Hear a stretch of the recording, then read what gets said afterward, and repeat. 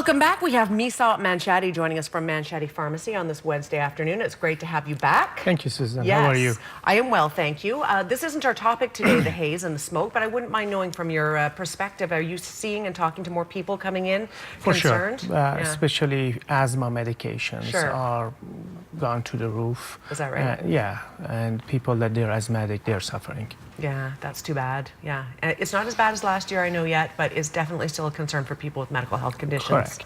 Yeah. Today, though, our topic is poison ivy, and its relevance in our area is quite big. Poison ivy is a big concern here, and you've been getting a lot of people coming in talking about it. Yeah, yesterday I had a lady that came in and she had rash and she had a blister and it was oozing blister. So I thought maybe it's a good topic to talk about because sometimes it can be very painful and it can get infected and cause secondary infection and complication and so forth. All right, so if you have it, you need to be aware that you have it so you treat it properly. Correct. Okay. I don't think I've ever been affected by poison ivy, but I see the plants that we're about to look at, just the pictures here, and you know what? It doesn't scream, watch out, I'm bad for you.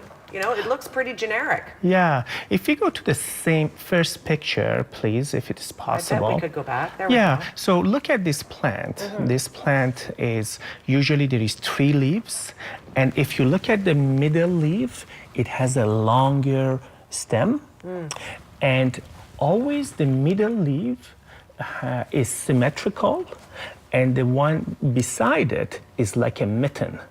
You see, it's not the one that is on the sides are not symmetrical, it's asymmetrical, but the middle one is quite symmetrical. So that's a telltale.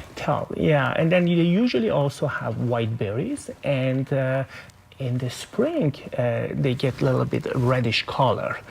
They grow on the trees, they are on the shrubs, and they can go on the walls, they go everywhere. See, anybody could be walking along there and not be aware that that's poison ivy. And if you go dancing through there with your dog, you've got a headache on your hands. Yes, and the dogs, sometimes they bring it in. These are some of the rash that you see that is happening. And it's sometimes there is an oil that is called uroshiol. And that goes under the nails sometimes, and we spread it around. If it is on your shoes or clothing. Can we hold on this picture for a second? Sure. This almost looks to me like an eczema outbreak, because believe me, I get them. So you almost might not even properly diagnose yourself, and as such, what kind of trouble can you get yourself into if you don't realize what it is and you don't treat it? Yes, you see, in this stage, you can still kind of wash it gently and get rid of the oil if it is possible. Think about, have you been going outside? Did you go for a hike? And so forth. But they usually takes between a day or 3 days or up to a week to be developed. See, and then I go into, our floor producer just heaved. We're going to a little more graphic here, but this is honestly what happens if you leave it untreated. Actually, it does happen quite often. You see the blister and the oozing. And the lady that came to the pharmacy they had a similar problem as that. You can't do much about this at this point, except that you can apply some ointment, but not to the oozing part. It is. See, that could be eczema in my mind, sort of. Correct. Right? It can be, but it comes, you know, like a lot of people, they don't have eczema. So they know. They know that this is, you know, poison ivy. Poison oak or sumac is also, it can be a problem. But we're going to just concentrate on the poison ivy, but they all have the same oil. Yeah. And it's the oil that gives you the problem. Correct. It's the oil that it's bound to the protein of the skin. And if it's properly washed right away, we can avoid it. Okay, so now we're going to hit some boards that we had made up. And these talk a little bit about the treatment process. Sure. I thought maybe cold water is better because when you, you know, the warm water can open up the pores and get in deeper. And sometimes if we are not careful with the soap, we can spread it. That's why I think wash it with the cloth, and cold water would be a better thing to do. Okay. everything has to be washed, from your knapsack, from your shoes, everything has to be washed. And if you don't, 6 months down the road, you're going to get that rash. It stays with you? You can actually, it lives on your stuff? Yeah. So some people, like, for example, they say, well, how come it did come back? Because it was on the shoelaces, right? And it will harbor itself And there. as they're tying their shoelaces, and they get it their hand, and then they rub it on their body, and so forth. Okay, so it comes back to haunt you So if you don't if take care you of it. get the rash, think about what you were wearing and wash everything. Okay, good call. Yeah. Back into that first board.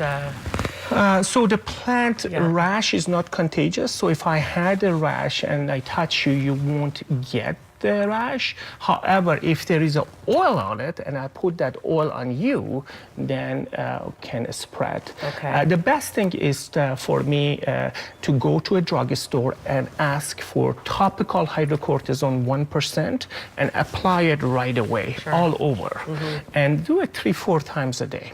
So that would be the first step you do if you start to develop a rash. Okay, next board up. Yeah, so you can also use some calamine lotion. If it is the lesions that we saw in the previous picture, if it's oozing and open, maybe avoid the ointment because we can spread infection. When the skin is open, we don't want to, rub things into it. And cold compress is okay. Sometimes people, they do a bath in oatmeal. It's called Aveeno oatmeal. Baking soda, you can get a cup of baking soda and pour it in the bathtub. And it has to be a cooler water, and then bathe in it. However, sometimes we need to go to a higher strength of prescription corticosteroid, and sometimes we give oral corticosteroid when it's quite severe. Yes. What's the worst case you've seen? Oh, I've seen bad ones. I see really one that is, and you see it as like a strips because the plant was rubbed, against it. Sure. So no, I see it quite a bad one that come, and it's quite scary for the people that they get it. Sure. It does look so. So if you're not managing it on your own, it seems to be getting worse. You should probably see a doctor, and here are the reasons why you should see a doctor. Yeah, if there's fever, that means there's a perhaps there's an infection. No, but it can be a secondary as a result of infection. If there's a large portion of your body, if there is close to the mouth or the eye, and if it seems to be infected, and if it's getting worse and is not responding to the treatment, we should see a doctor to seek help. My other question I would have is, around our part of the world here in Kamloops and throughout the southern interior, is it quite prevalent here? It is. It also can be in the backyard of people's houses. It's not. Not everyone, 3 out of 4 people are allergic to it.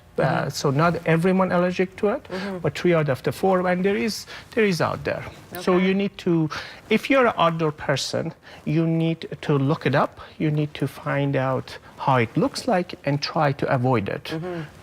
Can it affect your pets as well, quickly? That's a good question.